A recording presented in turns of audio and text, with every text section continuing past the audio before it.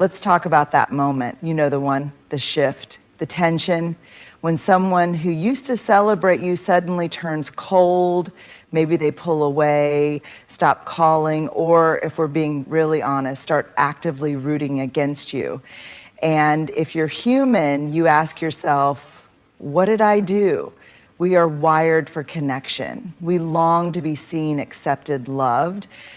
So when someone who once cared about us turns away, it stings deeply. And the stories we tell ourselves in those moments can be brutal. I must have done something wrong. Maybe I'm too much or not enough. Let's start with something that might be hard to hear. When people suddenly start hating you, it's rarely about you. It feels personal, of course it does, but more often than not, their reaction has little to do with who you are and everything to do with what they are carrying. Hurt people hurt people. We've all heard that phrase before, but we don't always recognize when it's happening in real time. When someone lashes out at you, rejects you, or turns cold, the instinct is to think, what did I do? But the real question is, what are they going through? The unseen battles, every single person you encounter is fighting battles you can't see. Old wounds, unspoken fears, insecurities they keep buried because facing them would be too painful. And when they experience discomfort, when something about you reminds them of what they haven't healed, they project that pain outward. Let me give you an example. Imagine someone who has spent their entire life feeling invisible. Maybe they were never truly seen by their parents. Maybe they've been ignored, overlooked, or dismissed in relationships or at work. Deep down, they crave recognition, but they've also convinced themselves they'll never get it. Then here you come, bold, unapologetic, stepping into your light. You aren't afraid to take up space. You aren't afraid to be seen. To them, your confidence feels like a slap in the face, not because you've done anything wrong, but because your existence reminds them of the void inside themselves. And instead of doing the hard work of healing, they take the easy way out, resentment. The cycle of projection. We all have emotions we struggle to deal with: anger, jealousy, fear, inadequacy. When we don't process them, they don't just disappear, they look for a place to go. That's where projection comes in. Projection happens when people take the things they don't want to acknowledge about themselves and assign them to someone else. If they feel powerless, they call you controlling. If they feel insecure, they call you arrogant. If they're afraid of being left behind, they accuse you of thinking you're better than them. You see this happen in friendships and families and workplaces. It happens online every single day. A person who feels unworthy sees someone thriving, and instead of being inspired, they get angry. They don't hate you, they hate the reflection of their own struggles that you unknowingly hold up to them. Pain needs a target. When people are in pain, they want relief. And if they don't know how to heal, they look for something or someone to blame. It's much easier to say, you've changed, than to admit, I haven't grown. It's much easier to say, you think you're better than me, than to say, I feel like I'm falling behind. It's much easier to say, you hurt me, than to say, I'm hurting. And so they take their unresolved pain and direct it at you. You become the problem, the villain in their story, the reason they feel the way they do. But the truth is, you're just the nearest target, breaking the pattern. So what do we do with this? How do we respond when we realize that the hate we're experiencing isn't really about us? First, we stop internalizing it. When someone turns on you, it's okay to feel hurt, but don't let it rewrite your self-worth. Their feelings are real, but that doesn't mean their judgment of you is true. Second, we practice compassion without accepting recognizing that someone's actions stem from their own wounds doesn't mean you have to tolerate their behavior. You can understand where their pain is coming from and still walk away. You can forgive without allowing them back into your space. And finally, we remember that their pain is not ours to carry. We all have a responsibility to do our own healing. You are not responsible for someone else's projections, jealousy, or fears. Your job is to keep showing up as your most authentic self, even if that means some people can't handle it. Because at the end of the day, the people who are meant to walk with you won't see your light as a threat. They'll see it as an invitation to shine too. Let's talk about one of the hardest truths about human relationships.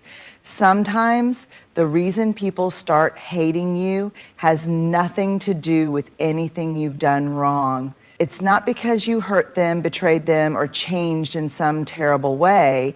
It's because, without even meaning to, you became a mirror that forced them to see something they weren't ready to face. This happens more often than we realize. We assume that when people distance themselves, criticize us, or resent us, there must be a clear reason. But often what's really happening is something much deeper, something they might not even be fully aware of themselves. Why mirrors are uncomfortable. Imagine standing in front of a mirror first thing in the morning. No filters, no soft lighting, just the raw, unedited version of yourself. Some mornings you look in the mirror and think, okay, I can work with this. Other times you cringe.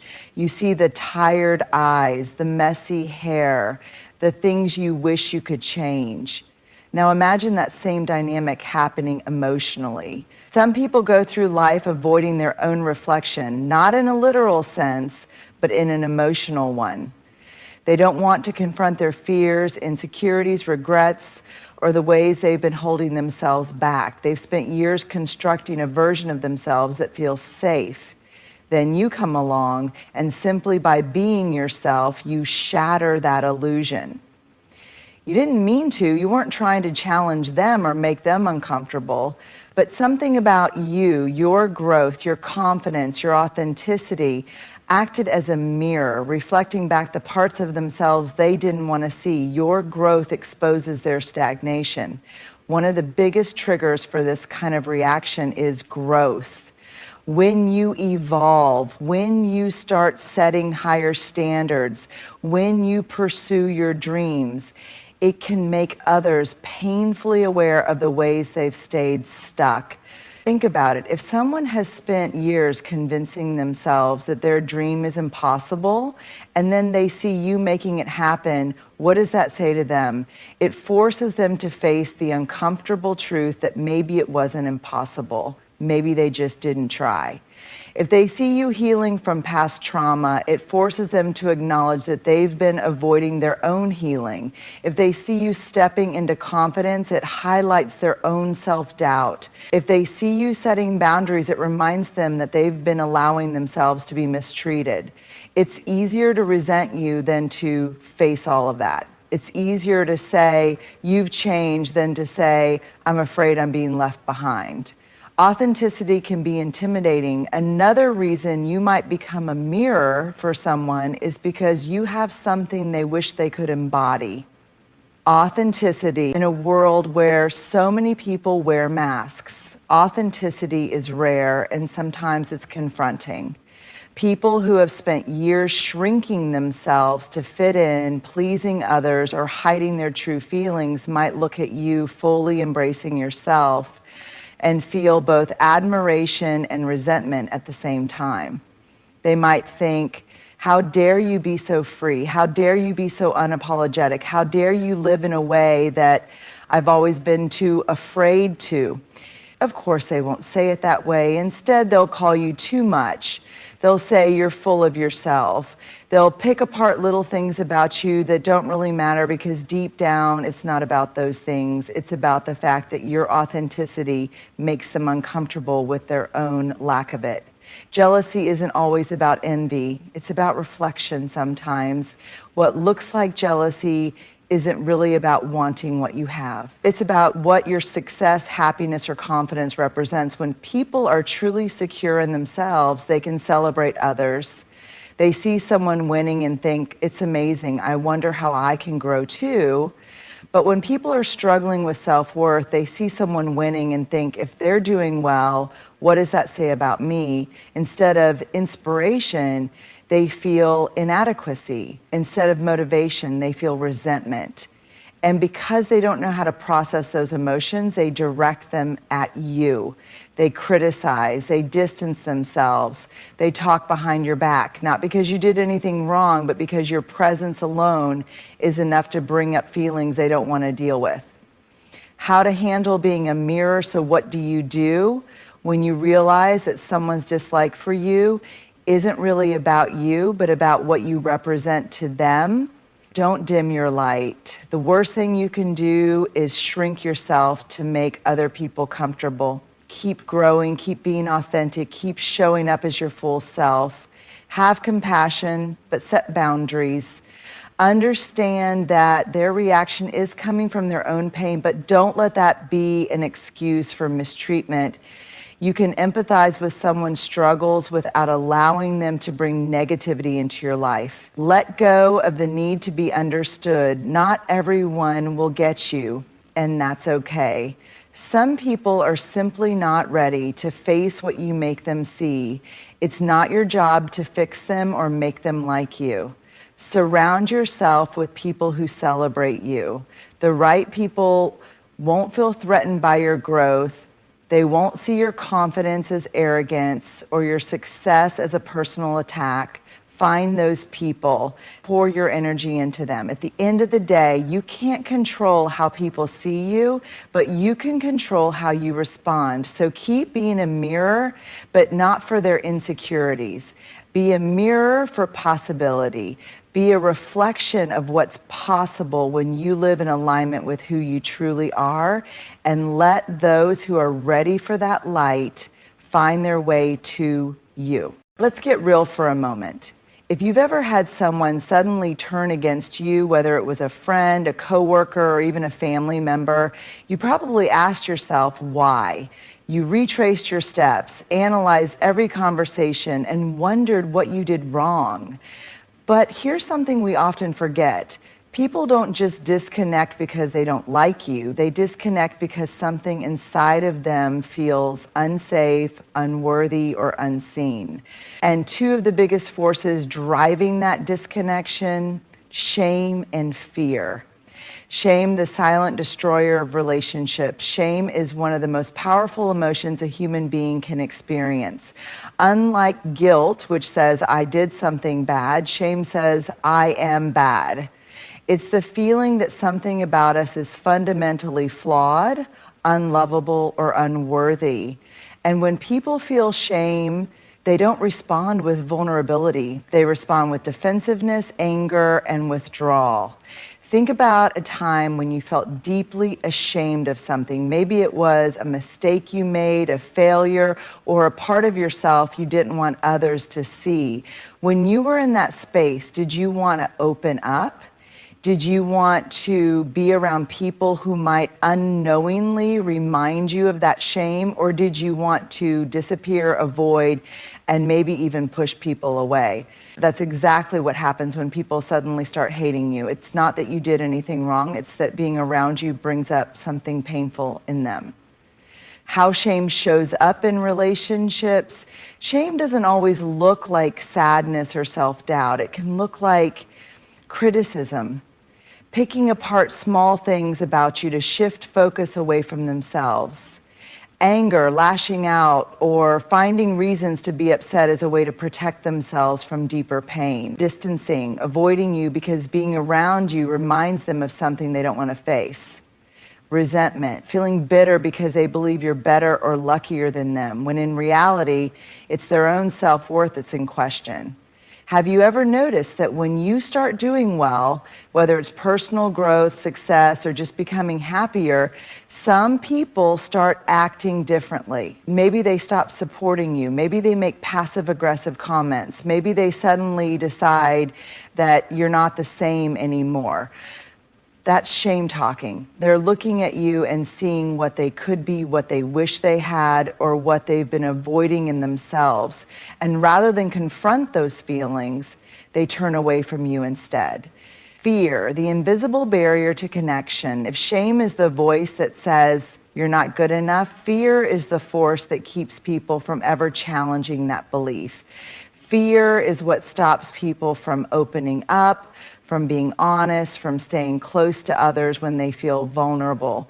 And when people feel fear, whether it's fear of failure, fear of rejection, or fear of being truly seen, they react in one of two ways: fight or flight. Some people fight. They find reasons to dislike you, argue, or create conflict. Why? Because if they push you away first, they don't have to face the possibility of you rejecting them later. Some people flee. They ghost, disappear, and cut off connection without explanation. They weren't ready for the level of depth, honesty, or change that your presence required. Neither reaction is really about you. It's about the fear they carry, the fear that if they let you too close, you might see the parts of them they aren't ready to reveal. Fear of being exposed. Some people are terrified of being seen for who they really are. They've spent years, maybe even their whole lives, curating an image. They've built walls. They've convinced themselves that if people really knew them, if people really saw their struggles, insecurities, or past mistakes, they wouldn't be accepted. Then you come along and maybe you're comfortable with vulnerability. Maybe you're honest about your flaws, your past, your pain. And without meaning to, you challenge their entire way of existing. They see you being real and it makes them uncomfortable, because if you can be authentic, if you can own your story without shame, then why can't they? Rather than face that question, they take the easier route. They distance themselves. They label you as too much or too different instead of asking themselves why they feel the way they do. Fear of change, another common reason people disconnect. Fear of change. When someone has known you a long time, they have an idea of who you are in their mind. And when you start growing, when you heal, set boundaries, or step into your confidence, it can feel threatening. Because if you can change, what does that mean for them? If you can outgrow old patterns, what does that say about their decision to stay the same? Some people will cheer you on, others will feel left behind. And instead of admitting that, they'll find reasons to resent you. What to do when shame and fear create distance? So what can you do when you realize that someone is pushing you away, not because of anything you did, but because of their own shame and fear? Don't take it personally. This is the hardest part, but also the most important. Their reaction is about their wounds, not your worth. Resist the urge to fix it. You can't heal someone's shame for them. You can't make them less afraid. They have to do that work themselves. Set boundaries. Understanding where someone's actions are coming from doesn't mean you have to tolerate disrespect or leave the door open, but don't chase. Some people need time to process their emotions. If they come back ready to connect in a healthy way, great, but don't wait around for it. Keep being yourself. Don't shrink to make others comfortable. The right people will appreciate your growth, not fear it. One of the hardest lessons in life is realizing that not everyone who starts the journey with you is meant to finish it by your side. We grow up believing in permanence. We expect friendships to last forever, relationships to withstand every storm, and people to remain the same. But life has a way of teaching us that permanence is an illusion. People change, circumstances shift, paths diverge, and sometimes the people we love the most become the ones we must learn to live without. At first, this feels like loss. It feels like failure. We ask ourselves, what went wrong? What did I do? Why did they leave? But the deeper truth is that some people come into our lives for a season, a lesson, or a specific purpose, not for forever. And that's okay. The illusion of forever, we've all heard phrases like best friends forever and soulmates are eternal. And while those sentiments are beautiful, they aren't always realistic. The truth is, most relationships in our lives, whether friendships, romantic partnerships, or even family bonds, are not built to last indefinitely. Some people are here to walk with us through a certain phase of life. Maybe they're meant to help us grow, to challenge us, to support us when we need it most. But just because someone was perfect for one chapter of your story doesn't mean they're meant to be in all of them. Think about the friendships you had when you were younger. Some of them might still be strong, but others faded, not because of betrayal or wrongdoing, but because you grew in different directions. You changed and so did they, and that's a natural part of life. Growth often means outgrowing one of the biggest reasons people leave our lives, or why we have to let them go, is because growth changes everything. When you start evolving, when you heal, when you step into your confidence, when you chase your dreams, not everyone will be able to come with you.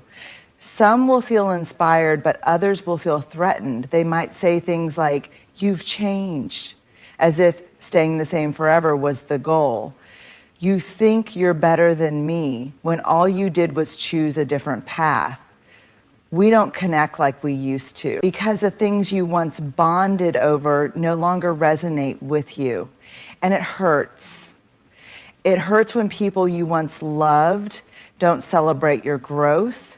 It hurts when those you thought would be in your life forever suddenly feel distant. But the truth is, not everyone is meant to grow with you. Some people are content staying where they are, and that's their choice. But it doesn't mean you have to stay there too. When distance becomes necessary sometimes, people don't leave your life, you have to be the one to walk away. And that can be just as painful, if not more. You might find yourself in relationships that no longer feel healthy, friendships that drain you more than they nourish you, family connections that are built on obligation rather than love. And even though the idea of leaving feels unbearable, staying is even worse. This is where boundaries come in. If a friendship only thrives when you shrink yourself, it's not a friendship, it's a cage. If a relationship makes you question your worth more than it reminds you of it, it's not love, it's control. If a family member expects loyalty at the cost of your peace, it's not respect, it's manipulation. Walking away doesn't mean you don't care. It doesn't mean you wish them harm. It simply means that you refuse to betray yourself for the sake of keeping people close. Letting go without bitterness, one of the most important lessons in accepting that not everyone is meant to stay, is learning to let go without resentment. It's easy to feel angry when someone leaves your life, to think, how could they walk away? How could they not fight for this? But sometimes letting go is the most loving thing someone can do for themselves and for you. Not all endings are betrayals, not all separations are tragedies. Sometimes people exit your life because their role in your story is complete. And if we hold on too tightly to what was, we miss the beauty of what is still to come. Instead of asking, why did they leave? Ask, what did they teach me? Instead of thinking, I wish they stayed, think, I'm grateful for the time we had. Instead of resenting their absence, find peace in the idea that they were never meant to stay forever. The right people will stay. The beautiful thing about life is that while some people leave, others arrive. The ones who are meant to walk with you through the long haul will stay. They won't fear your growth, they'll celebrate it. They won't feel threatened by your success, they'll cheer for you. They won't require you to be anything other than your authentic self. And those are the people who matter. Those are the ones to pour your love and energy into. So if you find yourself losing people, if friendships are fading, relationships are ending, or distance is growing, know this. It's not a sign that you're failing. It's a sign that you're evolving, and the right people, they'll always make room to walk beside you. One of the hardest things about setting boundaries is that to some people, it won't feel like self-care. It will feel like betrayal. If you've ever drawn a line to protect your peace, stepped back from a toxic dynamic, or said no when you once said yes, then you've probably experienced the emotional backlash that comes with it. The guilt, the second guessing, the accusations. You've changed. You're being selfish. I thought I could count on you. It's painful because in your heart, you know you're not trying to hurt anyone. You're simply choosing yourself in a way that you never have before. But the truth is, people who have benefited from your lack of boundaries will always see your limits as an attack. Why boundaries feel like betrayal. To understand why boundaries can feel like betrayal, we first have to understand the silent agreements that exist in relationships. Every relationship, whether it's with a friend, partner, family member, or coworker, operates on unspoken rules. These rules are created over time, shaped by how we show up for each other. For example, if you've always been the friend who drops everything when someone needs you, people come to expect that. If you've always been the one to say yes to extra work, your boss assumes you'll keep doing it. If you've always tolerated mistreatment from a family member, they believe they can continue treating you the same way. The moment you start setting boundaries, you break these unspoken agreements. You challenge the dynamic that others have grown comfortable with. And for some people, that shift feels like a personal betrayal, even though it's actually an act of self-respect. The guilt of changing the rules, let's be honest, setting boundaries isn't just hard for other people, it's hard for us too. If you've spent your life being a people pleaser, fixing things for others, or keeping the peace at the cost of your own well-being, then setting boundaries will feel unnatural at first. It will feel uncomfortable. You might think, am I being too harsh? What if they think I don't care? What if I lose them? And that's the real fear, isn't it? That by choosing yourself, you might lose the people you love. But here's what you have to remember. People who truly love and respect you will never require you to abandon yourself to keep them happy. Boundaries reveal who belongs in your life. One of the hardest truths about setting boundaries is that some people will leave when you enforce them. They'll pull away, they'll lash out, they'll make you feel like you did something wrong. Not because you actually did, but because your boundaries challenged their comfort. And as painful as that is, it's also a gift. Because boundaries don't push away the wrong people, they reveal them. Think about it. A real friend won't be upset that you need space. They'll respect it. A healthy partner won't resent your boundaries, they'll appreciate them. A loving family member won't punish you for setting limits, they'll try to understand them. People who leave because of your boundaries were never in your life for the right reasons to begin with. They were there because of what you gave them, not because of who you are. The difference between guilt and growth: when you start enforcing boundaries, you will feel guilt. But guilt is not the same as wrongdoing. Guilt is simply a sign that you're stepping out of old patterns. It's the discomfort of breaking cycles that have kept you stuck. It's the growing pain of learning to put yourself first. Instead of asking, am I being selfish? Ask, am I being fair to myself? Instead of wondering, what if they leave? Ask, what if I keep betraying myself just to keep them? Growth always requires some level of discomfort. And when you start prioritizing yourself, not everyone will understand it, but that's okay, because the people who are meant to be in your life won't ask you to sacrifice yourself to make them comfortable. How to handle people who see your boundaries as betrayal? If you're struggling with people who see your boundaries as a personal attack, here's what you need to remember. You are not responsible for their reaction. You can set a boundary with kindness, with love, and with respect, but you cannot control how someone chooses to receive it. Stand firm even when it's hard. The first time you set a boundary, people might test it. They might try to guilt trip you, push back, or act like they don't understand. Stay firm. If you backtrack, you teach them that your boundaries aren't real. Don't over-explain. You don't need a 10-minute speech justifying why you're making a decision for your own well-being. A simple, I can't do that, or I need to prioritize myself right now is enough. Let go of the need to be liked. Some people will be upset. Some might distance themselves. That's not a reflection of your boundary, it's a reflection of their inability to respect it. Recognize the people who stay. Not everyone will walk away. Some people will surprise you by adjusting, respecting, and even appreciating your boundaries. Focus on those people. Boundaries are a form of love. At the end of the day, boundaries are not about pushing people away. They're about creating relationships that are built on mutual respect, honesty, and emotional well-being. They are a way of saying, I love you, but I love myself too.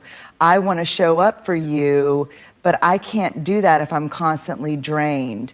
I care about this relationship, but it has to be healthy for both of us.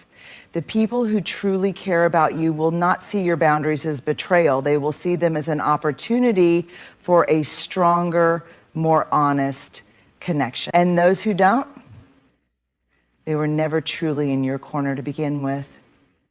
One of the most liberating truths you will ever accept in life is this: you are not for everyone, and that's okay. For much of our lives, we are taught to seek approval. We try to be liked, to fit in, to make sure we are accepted by as many people as possible. And when someone doesn't like us, it stings. We take it personally. We wonder what we did wrong. But the truth is, no one is universally liked. No one, not the kindest person, not the most generous soul, not the most talented individual. There will always be people who don't understand you, who don't see your value, or who simply don't vibe with who you are. And that's not a reflection of your worth, it's a reflection of human nature. So instead of exhausting yourself trying to be everything for everyone, focus on being you, unapologetically, authentically, and wholeheartedly. The right people will love you for it, and the wrong ones, they were never meant to be part of your journey anyway. The burden of being a people pleaser, many of us spend years, even decades, trying to be what we think others want us to be. We shape-shift, adjusting our personalities depending on who we're with. We shrink parts of ourselves that we fear others won't accept. We say yes when we want to say no and tolerate things that make us uncomfortable, all in the name of being liked. And it's exhausting because no matter how much you try, no matter how carefully you mold yourself, you will never be able to please everyone. Think about it. Some people love loud, outgoing personalities. Others find them overwhelming. Some admire ambition and confidence. Others see it as arrogance. Some value deep conversations. Others prefer surface-level small talk. No matter who you are, there will always be someone who thinks you're too much or not enough. And if you live your life trying to meet everyone's expectations, you'll lose sight of your own identity in the process. Rejection doesn't mean you're unworthy. One of the hardest things to accept is that not everyone will like you. Some people will misunderstand you. Some will judge you unfairly. Some will simply not vibe with your energy, and that's okay. Rejection doesn't mean you're not good enough. It doesn't mean you're unworthy. It doesn't mean there's something wrong with you. It simply means that you are not meant for that person, that group, that environment, and forcing yourself to fit where you don't belong will only make you miserable. Think about it this way. Do you like everyone you meet? Probably not. Not because they're bad people, but because not everyone aligns with your personality, your values, or your energy. And that's okay. So why do we expect ourselves to be universally liked when we don't even like everyone we encounter? The right people will see you clearly. One of the most beautiful things about embracing the fact that you are not for everyone is that it allows you to find the people who are truly meant for you. When you stop trying to be everything to everyone, you make space for relationships that are built on genuine connection. You attract people who appreciate you for who you actually are, not who you pretend to be. You form deeper, more meaningful connections instead of surface level interactions. You stop wasting time on people who don't see your value and instead invest in those who do. The right people won't require you to shrink yourself. They won't ask you to be less so they can be more. They won't make you feel like you need to prove your worth. They will get you. They will respect you. They will love you. Not despite your quirks and flaws, but because of them. How to stop seeking universal approval. If you struggle with wanting to be liked by everyone, here are a few mindset shifts that can help. Accept that rejection is not personal. Most of the time, people's opinions of you have more to do with them than with you. Their past experiences, insecurities, and perspectives shape how they see the world, including how they see you. Focus on authenticity over approval. Instead of asking, do they like me? Ask, do I like who I am when I'm with them? The goal is not to be liked, it's to be real. Understand that people's opinions are out of your control. No matter what you do, some people will misinterpret your intentions, dislike your personality, or simply not connect with you. Trying to change their minds is a waste of energy.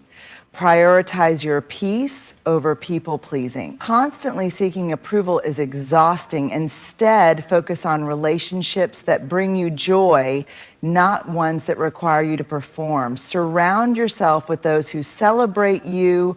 The right people will make you feel seen, valued, and loved. They won't make you question your worth. Letting go of the need to be for everyone.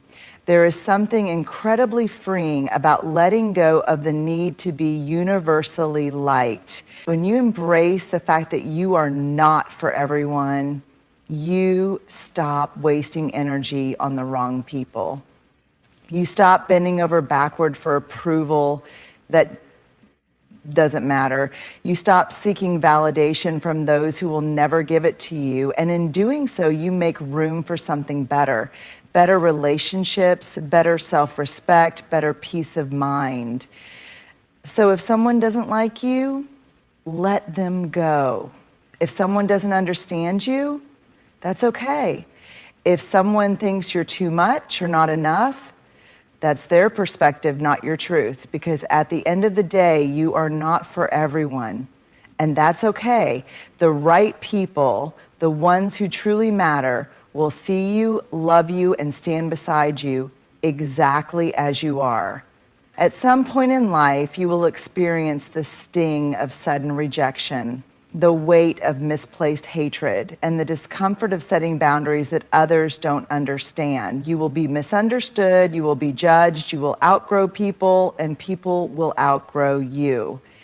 And in those moments, it is easy to question yourself, to wonder if you should change, if you should shrink, if you should go back to who you used to be just to make others comfortable. But here's what you need to remember. You are not responsible for how others perceive you. You are only responsible for being true to yourself. Hate is often misplaced pain. People project their fears, their insecurities, and their unhealed wounds onto others. Sometimes you are merely a mirror reflecting something they don't want to face. But their reaction is not your burden to carry. Shame and fear drive disconnection. When people feel threatened, when your growth reminds them of what they've avoided in themselves, they may push you away. And that's okay. Not everyone is meant to stay. Some relationships are seasonal, and losing people is not always a failure. It's often a sign that you're evolving. Setting boundaries will feel like betrayal to those who benefited from your lack of them. But self-respect is not selfish. You cannot continue to give from an empty cup, nor should you sacrifice your peace just to keep others comfortable. And most importantly, you are not for everyone, and that's okay. Some people will not understand you, some will not like you, and that is not a reflection of your worth. It is simply the reality of being human. You were not put on this earth to be universally loved. You were meant to be authentically you, boldly, unapologetically, and wholeheartedly. So let people misunderstand you, let them walk away, let them think what they will. The right people, the ones who truly matter, will see you clearly, respect your boundaries, and love you for exactly who you are. And those are the only ones worth keeping.